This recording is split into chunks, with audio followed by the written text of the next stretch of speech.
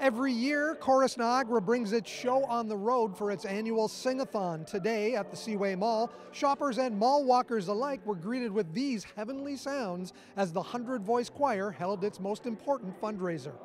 It's our major fundraiser for the choristers' involvement. Of course, we do a lot of fundraising through the various arts councils grants we get, through corporations, through private donations, philanthropy. There's many sources of revenue, of course, including ticket sales.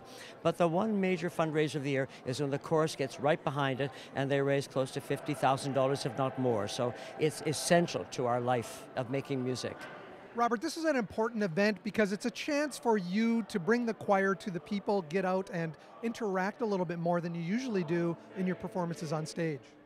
Well, that was an interesting question, actually. The answer is yes, but actually, in fact, we do engage with our audiences a great deal. You know, when we do our performances at Partridge Hall, we do a lot of things with either film or theatrics, so we try very hard to always keep the audience engaged, and I have to say, we're very proud of the fact that we almost sell out that hall. I think back in the days we used to perform, say, in Calvary Church with 300 people, now close to 800. So the hall has been a great advantage, you know, to building the audience capacity and building the enthusiasm for the arts in the Niagara region. But you're right, it is great to get out here and actually play around, be relaxed, sing all kinds of different tunes, and you can see the joy in the audience's face here at the Seaway Mall.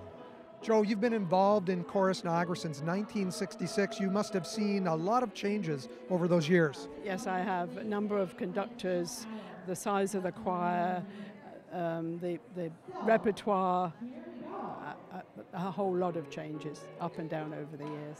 It's a natural fit, the Seaway Mall and Chorus Niagara. Why? The size of the center court is perfect. The acoustics are perfect.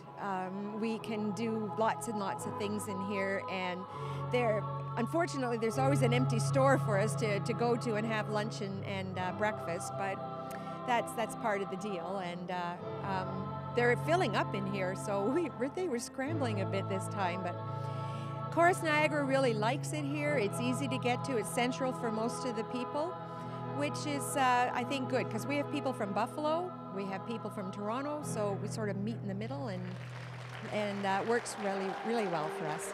It is a really relaxing atmosphere, and you mentioned from the days up there that people are sitting there for a long time. They're not just showing up, pausing in between hitting stores, but they're sitting down for an hour, maybe 2 hours, watching this performance. It's a great compliment, I think, to Chorus Niagara and to what we do. You're quite right. I'm always amazed when I turn around, the crowd gets bigger, and by the end of the day, many people have sat here for almost 3 or 4 hours and taken all the various pieces that we've been performing, and it's a lot of fun, and it shows you there's a great enthusiasm for choral singing and for the art of choral music. One thing I notice as I look up on the stage, I see a lot more younger faces in the chorus these days. You're absolutely right, and that's, of course, one of our big objectives. You know, we want to keep this choir thriving and growing, and that's why we have, of course, our children's chorus, we have our high school chorale, we've got our young scholars program, and more, you know, one person brings in 2 more people, 3 more people, and 5 people, and you're right, we have a growing young population which keeps the sound healthy and the organization strong.